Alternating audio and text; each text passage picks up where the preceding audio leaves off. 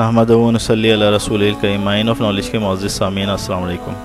सामीन कराम, आम नमाज वो होती है जिसमें यकसुई के बजाय ख्यालात दुनियावी सोचों में गर्क होते हैं। ऐसी नमाजें कबूलियत तक पहुँचना मुश्किल है, जबकि खवास की नमाज वो है जो हमने पिछली वीडियो में पढ़ने का तरीका बयान किया है, जिसमें नमाज में यकसुई और तवज्जो इल्लाह का तरीका बयान किया गया था। उस वीडियो का लिंक ऊपर दाएं तरफ मौजूद है, उस वीडियो को ज़रूर देखें और अपनी नमाजें ज़ाया होने से बचाएं। अपनी नई वीडियो में जो आप मुलाहिज़ा फरमा रहे हैं, इसमें हम आपको चंद ऐसे कलिमात हदीस की रोशनी में बयान करेंगे जिनको पढ़ के आप कसीर अजर अज़ीम हासिल कर सकते हैं, और जिसके पढ़ने से बैक वक्त 30 से ज़ायद फरिश्ते अजर अज़ीम लिखने के लिए दौड़ते हैं और एक दूसरे से सबकत ले जाने की कोशिश करते हैं।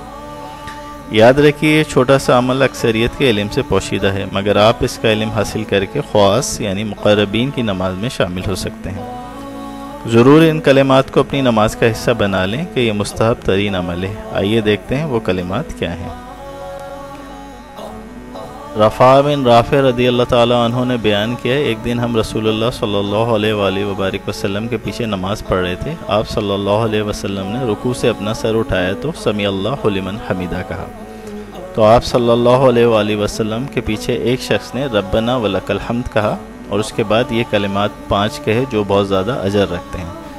उन्होंने कहा, हम्दन कसीरन तोय्यबन मुबारकन फ़ीही, अल्लाह के लिए बहुत ज़्यादा तारीफ़ें हैं जो पाकीज़ा और बाबरकत हैं। जब रसूलुल्लाह सल्लल्लाहु अलैहि वसल्लम ने सलाम फेरा तो आपने पूछा, अभी अभी नमाज में कौन बोल रहा था, यानी ये कलिमात किसने कहे? तो उस शख्स ने अर्ज़ किया, मैं था। अल्लाह के रसूल सल्लल्लाहु अलैहि वसल्लम ने फरमाया, मैंने 30 से ज़ायद फरिश्तों को देखा, उनमें से हर एक सबकत ले जाने की कोशिश कर रहा था कि इसे कौन पहले लिखे।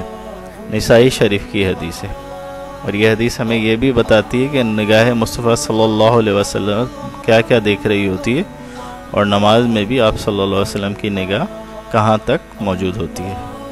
अगर हमारी वीडियो पसंद आई हो तो काइंडली चैनल को सब्सक्राइब कर लीजिए, बेल आइकन को क्लिक कर लीजिए ताकि आपकी नमाजें और बेहतर हो सकें और आपको दीन के बारे में और दूसरे टॉपिक्स पे बेहतरीन मालूमात मिल सकें। जज़ाक